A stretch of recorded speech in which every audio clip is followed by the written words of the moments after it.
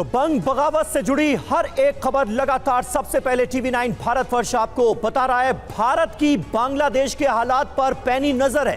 राज्यसभा में विदेश मंत्री एस जयशंकर ने इसे लेकर बयान दिया है। कहा है कि शेख हसीना ने भारत आने की इजाजत मांगी। शॉर्ट नोटिस पर शेख हसीना भारत आई हैं। बांग्लादेश में हिंदुओं पर हमले हुए हैं, ये बात भी मानी गई है। विदेश मंत्री ने अपने बयान में इसका भी जिक्र किया है। कहा है कि सीमा पर पूरी चौकसी बरती जा रही है।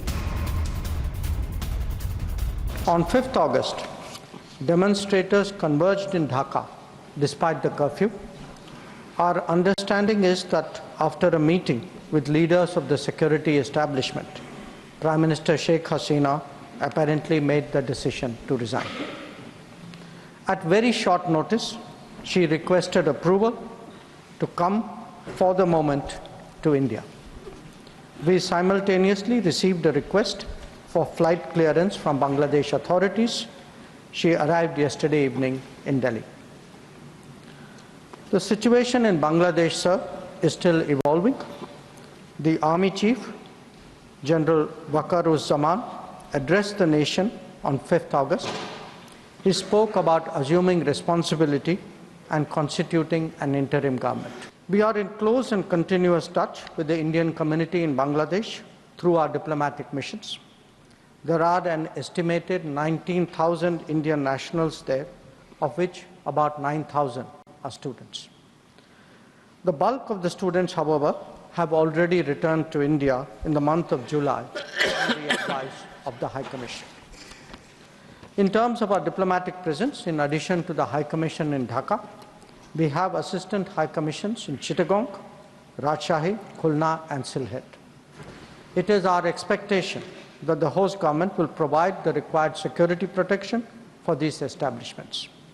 We look forward to their normal functioning once the situation stabilizes.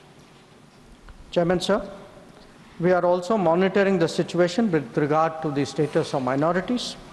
There are reports of initiatives by various groups and organizations to ensure their protection and well-being. We welcome that, but will naturally remain deeply concerned till law and order is visibly restored. और हमारे साथ मेरे सहयोगी इस वक्त मनीष झा भी मौजूद हैं। मनीष, कुल मिलाकर विदेश मंत्री एस जयशंकर ने राज्यसभा के अंदर जो बयान दिया उसमें एक महत्वपूर्ण बात ये कही है कि भारत से उन्होंने अपील की थी और ये कहा था कि वो भारत आना चाहती हैं, उसके बाद उन्हें इजाजत दी गई। पूरी डिटेल साझा की गई है। शेख हसीना को जब तक असाइलम कहीं और किसी देश में नहीं मिल जाता तब तक वो भारत में ही रहेंगी, ये भी क्लियर किया गया है। बिल्कुल, देखिए 24 घंटे जो बांग्लादेश में हुआ उसके बाद भारत सरकार की तरफ से पहली प्रतिक्रिया संसद में आई है। जब संसद में भारत के विदेश मंत्री ने बताया कि किस तरीके से जब शेख हसीना ने यह डिसाइड किया कि अब वो प्रधानमंत्री नहीं रहेंगी, अपने पद को छोड़ रही हैं, उसके तुरंत बाद उन्होंने भारत सरकार से अनुरोध किया कि वो चाहती हैं कि थोड़े दिन वो भारत में रहें और उसकी उनको परमिशन मिली और उसी समय फिर उनके विमान को भी क्लियरेंस दिया गया ताकि वो भारत आ सके। और अब जबकि शेख हसीना दिल्ली में है और वैसी स्थिति हिंडन एयरबेस में मौजूद है, तो वैसी स्थिति में शेख हसीना को यह तय करना है कि वो कितने दिन तक भारत में रहना चाहती हैं। तो कुल मिलाकर अगर देखा जाए अगस्त 1975 की वो तारीख जब उनके पिता और परिवार के बाकी लोगों की हत्या हुई, तब आकर वो दिल्ली में रही थी और एक बार फिर अगस्त 2024 की ये तारीख जबकि शेख हसीना एक बार फिर अपनी बहन के साथ है और भारत ने उन्हें कहा है कि आप जब तक चाहें यहाँ पर रह सकती हैं, आप अपना प्लान बना सकती हैं और आगे आपका जो भी फैसला होगा वो आपका होगा। जी बिल्कुल बिल्कुल मनीष, बने रहे आप हमारे साथ। और देखिए इस बीच शेख हसीना को लेकर टीवी9 भारतवर्ष की एक्सक्लूसिव खबर।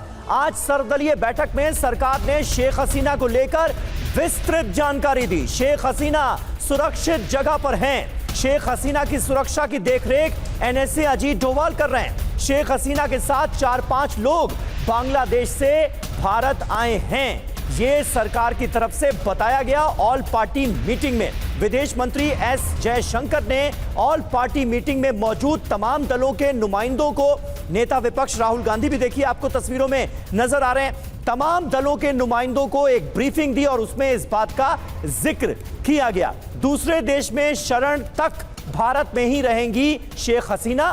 बांग्लादेश में भारतीयों को खतरा नहीं है, यह भी बताया गया है।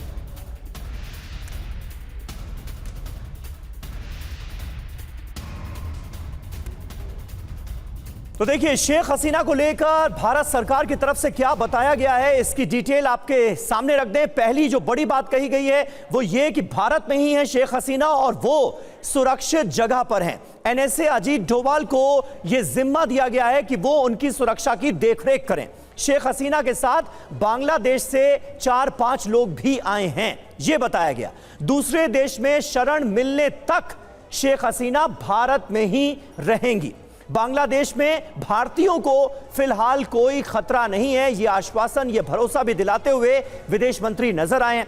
उन्होंने बताया कि 8000 भारतीय छात्र अब तक बांग्लादेश से वापस आ चुके हैं। यानी सरकार ने जब एडवाइजरी जारी की उसके बाद से 8000 छात्र बांग्लादेश से भारत वापस आ चुके हैं और शेख हसीना से ज्यादा बातचीत नहीं हो पा रही है, इस बात का भी जिक्र उनकी तरफ से किया गया। शेख हसीना फिलहाल सदमे में है, उनका ख्याल रखा जा रहा है। राहुल गांधी ने पूछा ऑल पार्टी मीटिंग में कि क्या बांग्लादेश में जो कुछ हुआ है इस तख्ता पलट के पीछे विदेशी ताकत का भी हाथ है। इस पर एस जयशंकर ने कहा कि इस संभावना से इनकार नहीं किया जा सकता। यह अपने आप में एक महत्वपूर्ण पहलू था, महत्वपूर्ण बात निकलकर सामने आई है ऑल पार्टी मीटिंग में। दिल्ली से आमोद राय हमारे पॉलिटिकल एडिटर इस वक्त हमारे साथ जुड़ गए हैं। आमोद, राहुल गांधी नेता विपक्ष का जो सवाल था कि क्या विदेशी ताकत का हाथ तो नहीं बांग्लादेश के इस कू के पीछे, हम देख रहे हैं लगातार ऐसी जानकारियां सामने आ रही हैं कि वहां का जो मुख्य विपक्षी दल है बीएनपी और जमाते इस्लामी, ये आईएसआई के साथ संपर्क में थे, यानी पाकिस्तान की भूमिका हो सकती है। विदेश मंत्री भी कह रहे हैं कि इस संभावना से इनकार नहीं किया जा सकता कि इसके पीछे विदेशी हाथ है। यह अपने आप में महत्वपूर्ण है। आमोद, निश्चित तौर पे देखिए समीर, विदेश मंत्री का ये इशारा कि इसमें विदेशी हाथ से इनकार नहीं किया जा सकता, निश्चित तौर पे इस बात का द्योतक है कि कहीं न कहीं इसमें बाहरी हस्तक्षेप भी हो रहा है और हुआ है। और जहां तक अंतर्राष्ट्रीय जानकारों का मानना है कि बांग्लादेश में जो अभी परिस्थितियां उपजी हैं इसके पीछे कई महत्वपूर्ण देश शामिल हो सकते हैं, इसमें इनकार नहीं किया जा सकता। हालांकि भारत सरकार बहुत फूंक फूंक कर कदम इसमें रख रही है और चूंकि वहाँ वोलाटाइल सिचुएशन है इसलिए कुछ स्टेटमेंट जारी नहीं किया जा सकता, कुछ बोला कहा नहीं जा सकता। फिलहाल भारत सरकार की सबसे बड़ी जो चुनौती है और सबसे बड़ी चिंता है कि बॉर्डर अपना सुरक्षित रहे, वहाँ जो अपने लोग वहाँ हैं, भारतीय हो या वहाँ पे जो अन्य भारतीय पहले से बसे हुए भारतीय लोग हैं या जो हिंदू मंदिरों पे गुरुद्वारों पे अटैक किया जा रहा है, इसको कैसे कंटेन किया जाए, कैसे ठीक किया जाए और उसके लिए वो लगातार संपर्क में है वहाँ की आर्मी के। ये बात बताया आज एस जयशंकर ने सर्वदलीय बैठक में और उन्होंने और भी बहुत सारी बातें जो कही वो ये बताने की कोशिश कर रहे थे कि अभी भारत सरकार बिल्कुल कमेंडेबल पोजीशन में है और उस दिशा में बढ़ रही है कि जैसे वहाँ अगली सरकार बने उसके साथ भी व्यवहार बनाया जाए और उसके साथ भी रिश्ते बेहतर करके वहाँ की जो परिस्थितियाँ हैं, जो उपजी अभी परिस्थितियाँ हैं, जो विघटनकारी लोग हैं उनके साथ कैसे व्यवस्था ठीक किया जाए, क्योंकि वहाँ जो हमारे लोग हैं, जो भारतीय मूल के लोग हैं, उनको कैसे ठीक रखा जाए। बॉर्डर पे ज़्यादा इन्फिल्ट्रेशन की संभावना ना बढ़े, क्योंकि वहाँ जब अल्पसंख्यकों पे हमला होगा तो निश्चित तौर पे वो बॉर्डर की तरफ भागेंगे और बांग्लादेश से बंगाल का जो बॉर्डर है, वोलाटाइल सिचुएशन वहाँ ना उत्पन्न हो, उसको कंटेन करना एक बड़ी चुनौती है। ये सारी बातें भी आज सर्वदलीय बैठकों में चर्चा का विषय रहा और मैं सबसे महत्वपूर्ण बात इसमें जो रहा समीर, मैं बताना चाहूँगा कि सभी इसमें विपक्षी दल के नेताओं ने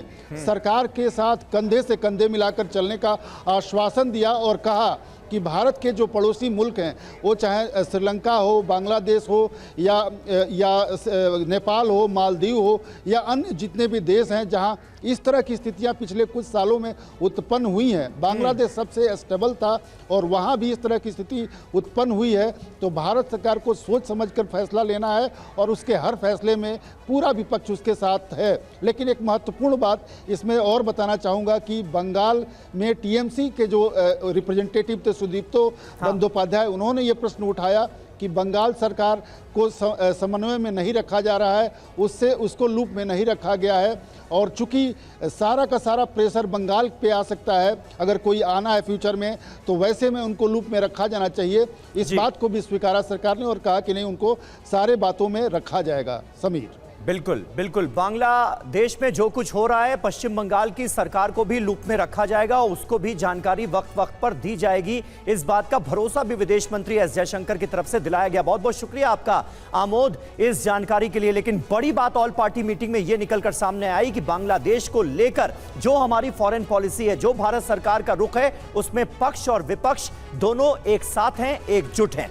एक और अहम खबर आ रही है, बांग्लादेश की पूर्व पीएम खालिदा जिया रिहा हो गई हैं। खालिदा जिया की रिहाई का वीडियो सामने आ गया है। ये देखिए तस्वीरें। बीएनपी के 1000 कार्यकर्ताओं को भी खालिदा जिया के साथ साथ जमानत मिल गई है।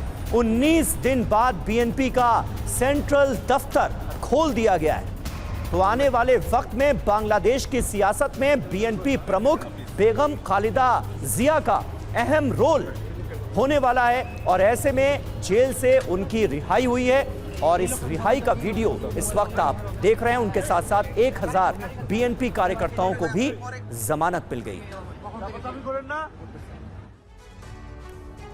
तो देखिए, बांग्लादेश में सिविल वॉर जैसे हालात हैं। जल्द ही अंतरिम सरकार का स्वरूप भी हमारे सामने होगा। क्या हो रहा है? एक्शन में राष्ट्रपति शहाबुद्दीन नजर आ रहे हैं। संसद भंग करने का उन्होंने ऐलान कर दिया है। अंतरिम सरकार बनाने की कोशिशें तेज होती देख रहे हैं हम ढाका में। तीनों सेना प्रमुख राजनीतिक दलों के नेताओं के साथ उन्होंने बैठक की है। यानी अंतरिम सरकार बहुत जल्द अस्तित्व में आएगी, इसकी उम्मीद की जा सकती है। मौजूदा समीकरणों पर चर्चा की गई है। विपक्षी नेता बेगम खालिदा जिया को रिहा करने का फैसला किया गया और रिहाई का वीडियो भी आपको हमने दिखाया। हिंसा लूटपाट करने वालों के खिलाफ एक्शन की बात भी कही जा रही है, क्योंकि इस वक्त ढाका समेत बांग्लादेश के तमाम शहरों में सीधे तौर पर अराजकता का माहौल है। इस पर काबू पाना इस वक्त बड़ी चुनौती होगी इस अंतरिम सरकार के सामने भी।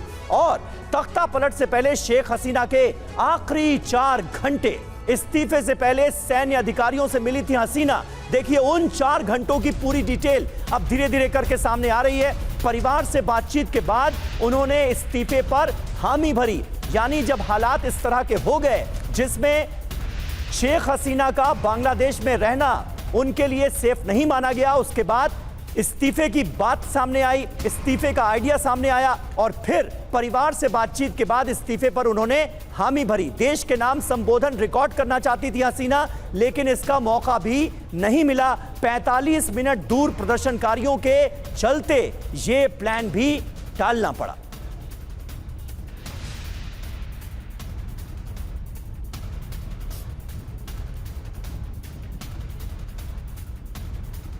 बांग्लादेश छोड़ने से पहले 4 घंटों में क्या क्या हुआ ये हमने आपको बताया। अब आपको बांग्लादेश में तख्ता पलट की इनसाइड स्टोरी बताते हैं। हुआ क्या, कब कब कैसे क्या क्या हुआ। रविवार की रात सलाहकारों ने शेख हसीना को इस्तीफा देने के लिए कहा, लेकिन शेख हसीना इस्तीफा देने के लिए तैयार नहीं हुई। अगले दिन यानी सोमवार को 5 अगस्त की सुबह 9 बजे कर्फ्यू को सख्ती से लागू करने का फैसला लिया जाता है, पर प्रदर्शनकारी कर्फ्यू से भी मानते नहीं। देखते ही देखते राजधानी ढाका में सैकड़ों प्रदर्शनकारी जुट गए। करीब 1.5 घंटे बाद वक्त सुबह के 10:30 बजे पीएम आवास पर एक हाई लेवल मीटिंग होती है। बैठक में तीनों सुरक्षा बलों के प्रमुख मौजूद रहते हैं। इस दौरान शेख हसीना ने शीर्ष अधिकारियों से हालात काबू में करने को कहा, लेकिन तब शेख हसीना को बताया गया कि हालात पूरी तरह से आउट ऑफ कंट्रोल हैं, बेकाबू हैं, यानी चीजें हाथ से बाहर निकल चुकी हैं। घड़ी की सुइयां आगे बढ़ी। वक्त सुबह के 11:30 बजे हसीना की बहन से अधिकारियों ने बातचीत की। शेख रेहाना को हसीना से बात करने के लिए कहा गया। शेख हसीना से बहन शेख रेहाना ने इसके बाद बात की। अधिकारियों ने बेटे सजीव वाजेद से भी बात की। बेटे से बात के बाद ही हसीना इस्तीफे को लेकर राजी हो गई। फिर सबसे अहम आखिरी 45 मिनट में शेख हसीना देश को संबोधित करना चाहती थी, लेकिन उग्र प्रदर्शनकारी हसीना के आवास से, पीएम आवास से कुछ ही दूरी पर थे। करीब 45 मिनट यानी इतना ही वक्त हसीना के पास था। इसलिए रिकॉर्डिंग का प्लान रद्द कर हसीना तेजगांव एयरपोर्ट पहुंची। इस्तीफे के बाद मिलिट्री हेलीकॉप्टर से वो भारत के लिए रवाना हो गई। पूरी डिटेल तख्ता पलट की अब हम आपके सामने रख रहे हैं। ये तख्ता पलट की इनसाइड स्टोरी है जिसके बारे में हमने आपको बताया और मनीष झा हमारे साथ मौजूद हैं। और मनीष, जब बात होती है दोस्ती निभाने की, जब बात होती है किसी को आसरा देने की, शरण देने की, तो भारत से बेहतर दोस्त भला शेख हसीना को और कौन हो सकता था। लिहाजा भारत से ही अपील की गई और हमने ये अपील एक्सेप्ट की। जी हाँ, बिल्कुल। देखिए, जिस वक्त शेख हसीना ने भारत सरकार से यह अनुरोध किया कि हालात यहाँ पर खराब हैं और मैं अब अपना प्रधानमंत्री का पद छोड़ रही हूँ और इस वक्त मुझे शरण चाहिए और भारत में आकर रहना है, तो भारत सरकार ने कहा कि आप आ सकती हैं, यहाँ पर जितना समय आप चाहती हैं आप यहाँ रह सकती हैं, फिर आगे का अपना जो भी प्लान है आप अपना तय कर सकती हैं। जाहिर है इतिहास ने खुद को दोहराया है। अगस्त 1975 से लेकर अगस्त 2024 दोनों ही वक्त में शेख हसीना को जब लगा कि सबसे मुफीद जगह जहां पर वो सुरक्षित रह सकती हैं वो भारत था और भारत बना भी। देखिए, शेख हसीना ने भी, अगर आप देखें तो बांग्लादेश के प्रधानमंत्री के तौर पर हमेशा से भारत के लिए उनके मन में एक अलग इज्जत थी, अलग ये था। वैसे तो कोई भी बांग्लादेश के प्रधानमंत्री होंगे, पड़ोसी मुल्क के नाते भारत के साथ संबंध रखना उनकी मजबूरी होगी, लेकिन शेख हसीना जब भी मौका मिला हर वक्त वो भारत में आई, सुख में दुख में, और इस वक्त आई। लेकिन हाँ, एक बात तो तय है कि शेख हसीना के कार्यकाल में जो बांग्लादेश की प्रगति हुई, जिस तरह से गरीब मुल्क से वो मध्यम आय वर्ग के मुल्क तक पहुंचा, आज की तारीख में आप यूरोप चले जाएं, अमेरिका चले जाएं, दुनिया भर के तमाम शॉपिंग मॉल में आपको मेड इन बांग्लादेश के कपड़े मिलेंगे। ये उपलब्धि शेख हसीना की थी। लेकिन वहीं पर शेख हसीना ने जो कुछ राजनीतिक गलतियां की, जिसमें था कि सबसे प्रमुख विपक्षी दल की नेता खालिदा जिया को लंबे समय तक गिरफ्तार रखना, तो वो उनका खामियाजा उनको भुगतना पड़ा। बिल्कुल बिल्कुल मनीष, बहुत सारी गलतियां भी हुई हैं निश्चित तौर पर, जिसका खामियाजा उन्हें भुगतना पड़ा। और इस वक्त जिस तरह के बांग्लादेश में हालात बने हुए हैं वो अपने आप में बहुत चिंताजनक कहे जा सकते हैं। सबसे बड़ा खतरा तो ये कि कहीं कट्टरपंथियों के हाथ में बांग्लादेश की कमान ना चली जाए। बहुत बहुत शुक्रिया आपका हमारे साथ इस बातचीत में जुड़ने के लिए। आगे बढ़ते हैं। शेख हसीना कुछ दिन और भारत में रहेंगी, ये अब क्लियर हो गया है। हिंडन एयरबेस से फिलहाल बाहर नहीं आएंगी शेख हसीना, ये सोर्सेस के हवाले से जानकारी मिल रही है। हिंडन बेस में गेस्ट हाउस में रहने का इंतजाम कर दिया गया है। हसीना के साथ आए रिश्तेदार लंदन के लिए रवाना हो गए हैं। हसीना अभी अपने प्लान पर फैसला करेंगी। आनंद प्रकाश पांडे हमारे संवाददाता इस वक्त हमारे साथ जुड़ चुके हैं।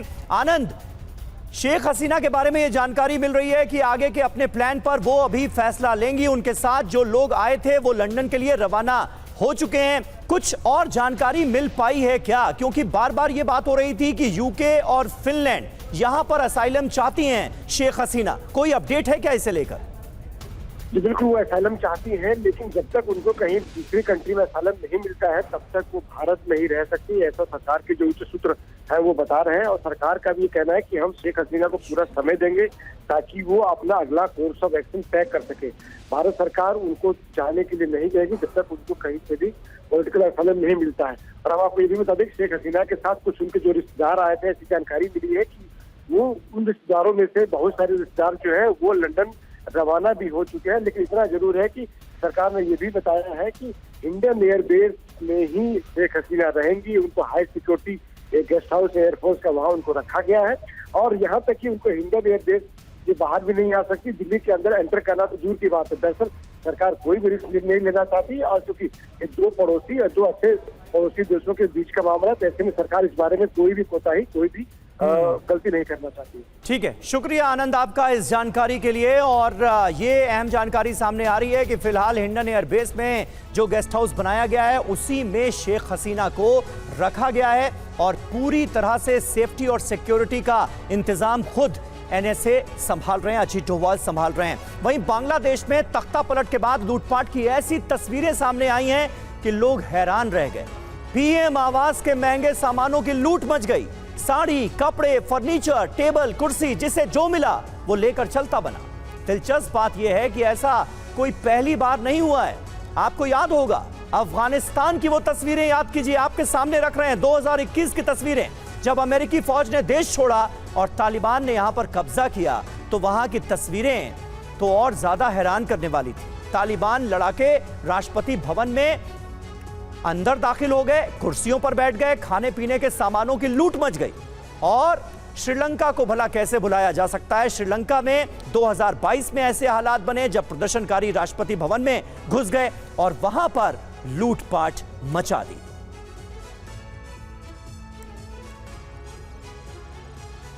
और देखिए, बांग्लादेश में उपद्रवियों के लूटे पैसे बरामद हुए हैं। बांग्लादेश की सेना ने वसूले लूटे गए पैसे, लाखों बांग्लादेशी टके बरामद हुए हैं। जले हुए हजारों नोट भी मिले हैं। तो बांग्लादेश की सेना से जो पैसे लूटे गए थे वो बांग्लादेश की सेना ने बरामद किए हैं।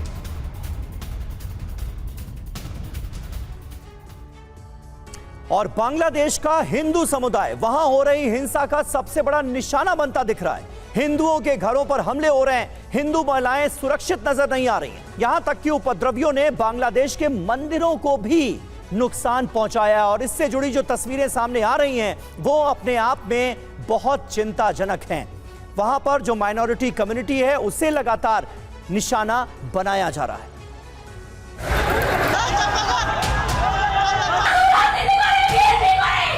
मंदिर तोड़े,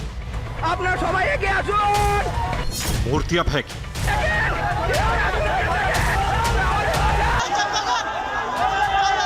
हिंदू घरों में लूटपाट, हिंदू महिलाएं अगवा। बांग्लादेश में हिंदुओं को कौन बचाएगा।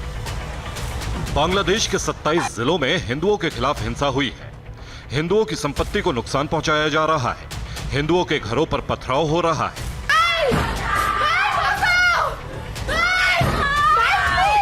हिंदुओं की दुकानों में लूटपाट हो रही है। बांग्लादेश में मंदिरों पर हमले किए गए। हिंदू परिवारों के सामने ही उनके घरों में तोड़फोड़ की गई। हिंदू समुदाय के लोग रात भर नहीं सो पाए। हिंदू समुदाय में दंगाइयों को लेकर दहशत है क्योंकि हिंदू महिलाओं के साथ बदसलूकी की गई।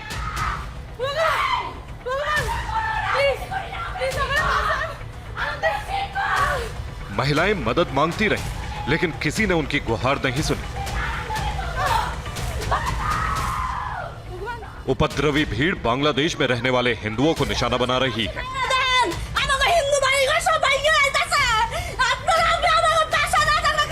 बांग्लादेश के पाबना जिले में भी हिंदू अल्पसंख्यकों के घर पर हमला हुआ। हिंसा के कारण सुजानगर में हिंदू परिवार रात भर सो नहीं पाए। वार्ड नंबर 2 में तोड़फोड़ और लूटपाट की घटना सामने आई। हिंदू महिलाएं और बच्चे चीखते चिल्लाते रहे, किसी ने उनकी मदद नहीं की।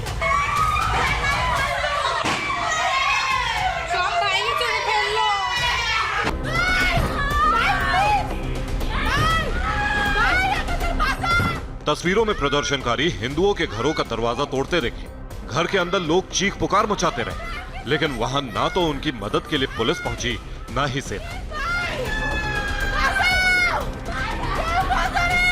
वीडियो में महिलाएं मदद मांगती दिख रही हैं, लेकिन इस अंधेर गर्दी के आलम में उनकी सुनने वाला भला कौन है। न सरकार है, न सिस्टम। चारों तरफ सिर्फ गुंडागर्दी है। खासकर हिंदुओं के लिए चिंता बढ़ गई है। हिंदू परिवारों के घरों पर बढ़ रहे हमलों के डर से लोग घरों को छोड़कर भाग रहे हैं। कट्टरपंथियों ने नोआखली इलाके में भी एक मंदिर पर हमला किया। मंदिर में तोड़फोड़ की गई। मंदिर के बाहर आग लगा दी गई। वहां मौजूद लोगों पर भी हमला किया गया। हुड़दंगियों ने लाठी डंडों से लोगों को पीटा भी।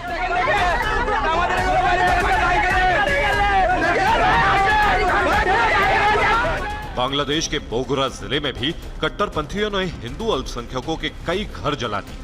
पीरगाछा इलाके में हिंदू मंदिरों पर भी हमला हुआ। वाहनों को भी आग के हवाले कर दिया गया।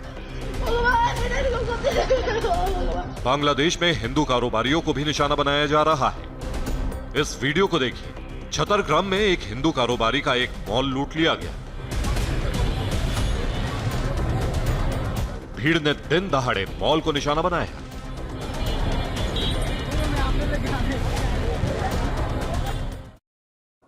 आगे बढ़ते हैं। आपके सामने अब हम दो तस्वीरें लाने जा रहे हैं जो इस वक्त दुनिया की दो सबसे बड़ी खबरों से जुड़ी हैं। एक और बांग्लादेश में तख्ता पलट और सड़कों पर प्रदर्शनकारी, तो दूसरी तरफ ईरान के बदला लेने का काउंटडाउन शुरू हो चुका है। किसी भी वक्त ईरान इजराइल पर कर सकता है हमला, तो तैयारी इजराइल की भी पूरी नजर आ रही है। यानी वार पलटवार का सिलसिला बहुत जल्द शुरू हो सकता है। इसी से जुड़ी हमारी अगली बड़ी खबर, इजराइल ईरान टेंशन को लेकर बड़ा खुलासा।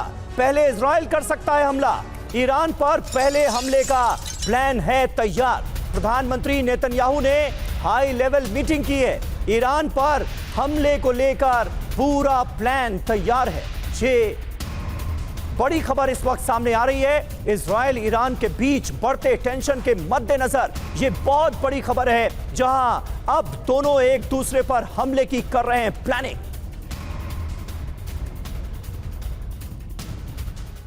तो ईरान विनाश की आहट, तेल अवीव से पड़ताल में क्या जानकारियां सामने आई हैं? सबसे पहले आप ये देखिए, तेल अवीव से पड़ताल, बड़ी खबर। ईरान से जंग को लेकर नेतन्याहू एक सीक्रेट मीटिंग कर रहे हैं। सेना को ईरान पर पहले अटैक करने का आदेश दिया गया है, प्रीएम्प्टिव अटैक करने की तैयारी में है यानी इजराइल। ईरान की हर हरकत की जानकारी जुटाने को कहा है नेतन्याहू ने। हमले के संकेत मिलते ही इजराइल पहले हमला कर देगा, यानी जैसे ही यह पता चले कि ईरान हमला करने वाला है, इजराइल कर देगा अटैक। सीक्रेट मीटिंग में रक्षा मंत्री और सेना के अधिकारी शामिल हैं। मोसाद चीफ और शिनबेट चीफ ने ईरानी प्लान की जानकारी दी है। तो ये बड़ी अपडेट सामने आ रही है, विनाश की आहट सीधे तौर पर दिखती है। अगले कुछ घंटे इजराइल पर भारी पड़ सकते हैं, क्योंकि ईरान ने इस्माइल हानिया की मौत का बदला लेने के लिए इजराइल पर बहुत बड़े हमले का अल्टीमेटम दिया है। हमला इतना विध्वंसक हो सकता है कि इजराइल के कई शहर खाक हो सकते हैं।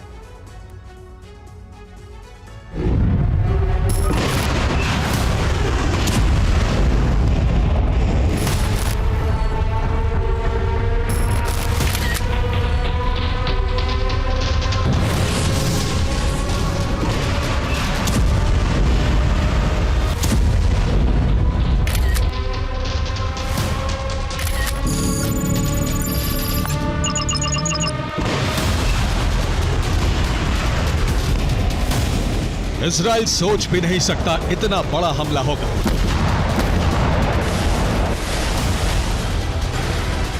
ये ईरान का अल्टीमेटम है, ताजा धमकी है जो आईआरजीसी के commander in chief major general Hussain Salami ने दी है। इजराइल की सोच से बड़ा और अभूतपूर्व हमला करेंगे। अब सवाल उठने लगा है कि क्या ईरान परमाणु हमला करने वाला है? क्या ईरान ने परमाणु एटम बम बना लिया है? क्या ईरान इजराइल के न्यूक्लियर ठिकानों को तबाह करके इजराइल में भयानक विस्फोट करना चाहता है? धमकी के तुरंत बाद ईरान ने 2 वीडियो भी जारी किए हैं।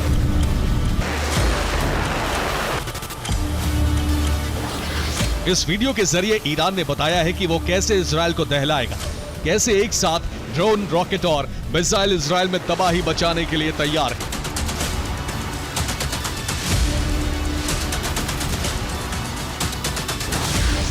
इस दूसरे वीडियो में ईरान ने उन फैक्ट्रियों को दिखाया है जहां युद्ध स्तर पर हथियार बनाए जा रहे हैं। यानी ईरान पहले इजराइल से लंबे युद्ध के लिए हथियार बना रहा है, फिर वो अटैक करके इजराइल में बारूदी जलजला ला सकता है।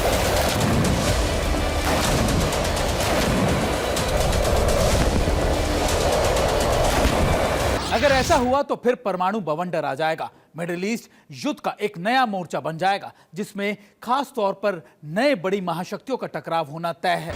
ईरान की धमकी के बाद इजराइल के रक्षा मंत्री योव गैलेंट ने इमरजेंसी बैठक बुलाई, जिसमें तमाम शीर्ष कमांडर शामिल हुए। ये उसी मीटिंग की तस्वीरें हैं जिसमें योव गैलेंट के पास आईडीएफ प्रवक्ता डैनियल हैगरी बैठे हैं, साथ ही दूसरे सीनियर ऑफिसर्स भी हैं। मीटिंग में गैलेंट ने इजराइल को एक अभेद्य किले में बदलने का फरमान जारी कर दिया।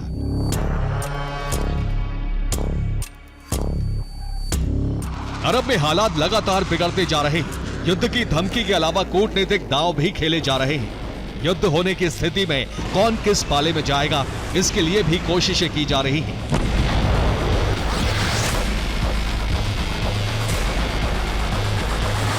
एक तरफ सेंटकॉम चीफ इजराइल जा पहुंचे हैं, जहां वो जॉर्डन जाएंगे। सेंटकॉम चीफ लाल सागर और भूमध्य सागर से संभावित खतरे को लेकर प्लानिंग करने इजराइल पहुंचे हैं। दूसरी तरफ ईरान ने इस्लामिक देशों को साथ आने के लिए कहा है। जॉर्डन और अमेरिका समर्थित अरब देशों को संदेश दिया है कि इजराइल पर हमला होकर रहेगा।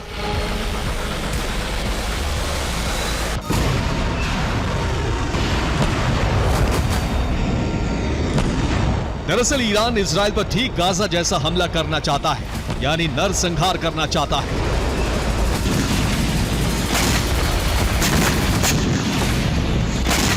इसका अंदाजा इजराइल को भी है, इसलिए हमले से निपटने और तैयारी तेज करने के लिए नेतन्याहू की पूरी कैबिनेट को एक सीक्रेट बंकर में भेज दिया गया है। अब वहीं से हर फैसला लिया जा रहा है।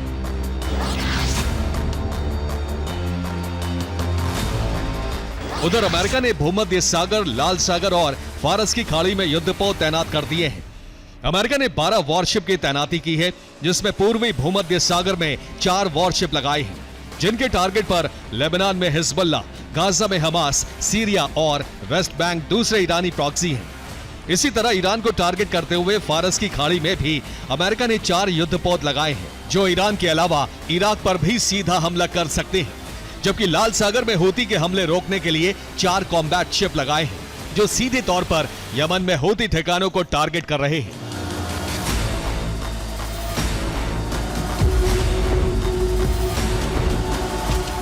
अमेरिका की साख मिडिल ईस्ट में दांव पर लगी है। वो इजराइल को बचाने के लिए पूरी ताकत लगा रहा है, फिर चाहे उसे ईरान से ही क्यों ना टकराना पड़े।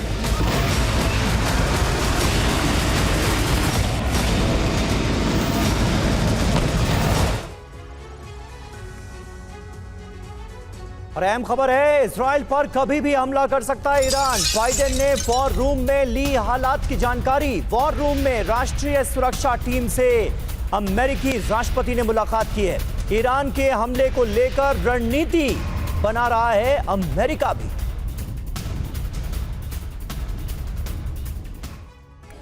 और हमास चीफ इस्माइल हानिया और हिजबुल्लाह कमांडर फवाद की मौत के बाद इजराइल ने ईरान को एक और चैलेंज दे दिया है, जिसके बाद दावा किया जा रहा है कि अगले कुछ घंटों में किसी भी वक्त इजराइल पर हो सकता है हमला।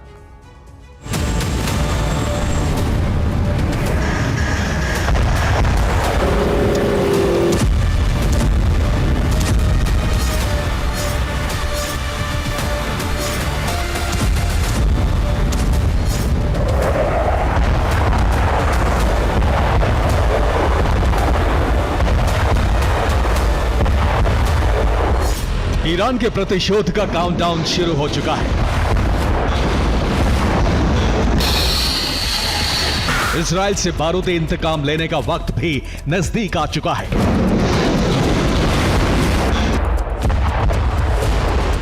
और दावा किया जा रहा है कि अगले चंद घंटों में इजरायली धरती अब तक के सबसे भीषण अटैक से थर्रा सकती है।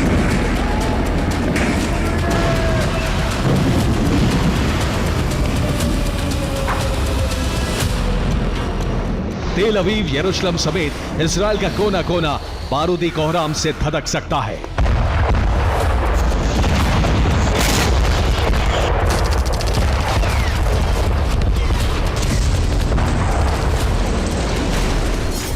वैसे तो ईरान और इजराइल में अदावत दशकों पुरानी है, मगर मौजूदा वक्त में ईरान और इजराइल के बीच जंग के जो हालात बने हैं, उसकी वजह है 30 जुलाई से 31 जुलाई के बीच अरब के 3 देशों में हुआ इजराइल का हंट ऑपरेशन।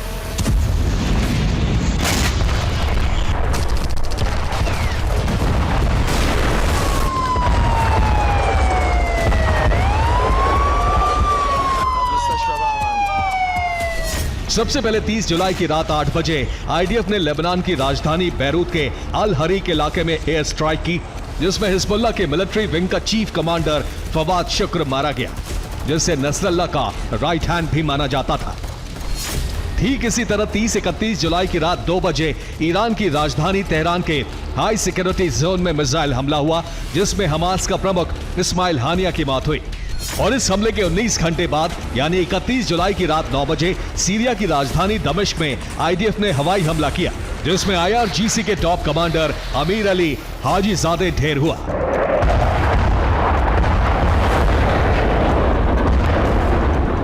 इस हंट ऑपरेशन के जरिए जहां इजराइल ने हिजबुल्ला और हमास को गहरा जख्म दिया, वहीं IRGC कमांडर को सीरिया में मौत के घाट उतारकर इजराइल ने ईरान को भड़का दिया।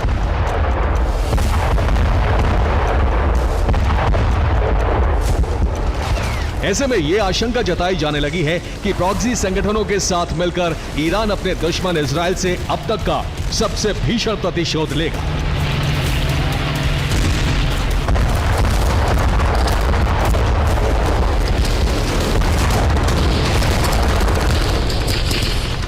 इजराइल पर कई फ्रंट से प्रहार करेगा। तो आपको बता दें कि ईरान ने भी इजराइल के खिलाफ हमले की नीति में जबरदस्त बदलाव किया है।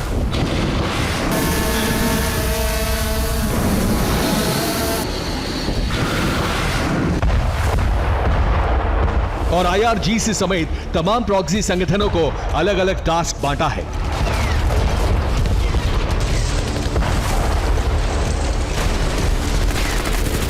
यानी कौन कहां हमला करेगा, किसके टारगेट पर क्या होगा, इसका ब्लूप्रिंट ईरान तैयार कर चुका है।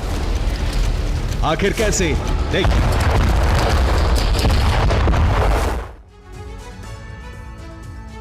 और इस बीच ईरान की इजराइल को एक वीडियो धमकी सामने आई है। हॉरर इज कमिंग नाम से वीडियो जारी किया गया है। IRGC की ड्रिल और हमलों का ये वीडियो है। विध्वंसक मिसाइल और हथियार इस वीडियो में दिखाए गए हैं। इस वीडियो का नाम रखा गया है हॉरर इज कमिंग।